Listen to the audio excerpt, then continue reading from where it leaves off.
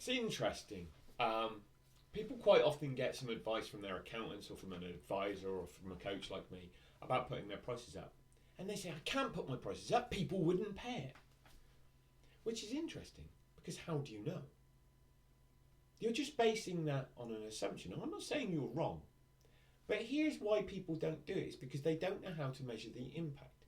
So let's say, let's look at what the maths tells us. If you've got a 20% profit margin and you put your prices up by 10%, you can lose 17% of your customer base and still make more profit. Not more revenue, more profit. Here's the reverse of that. If you reduce your prices by 10% at the same profit margin, you need to sell twice as much, 100% more, to make the same amount of profit.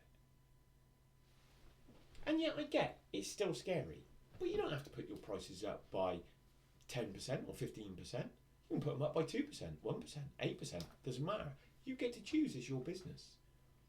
How do you know what price you should charge? Hint, you don't. The market does, but you don't. This is the way that you measure it.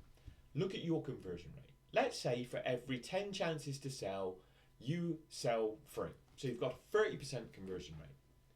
You put your prices up, measure the conversion rate. If it stays at 30%, put your prices up. If it stays at 30%, guess what? Put your prices up. And you keep doing that until the conversion rate drops. And then you can go back a little bit if you need to. The market will tell you when you're too expensive. You don't really know. You can guess, but you don't know. If you want some help with that, get in touch and we can have a conversation.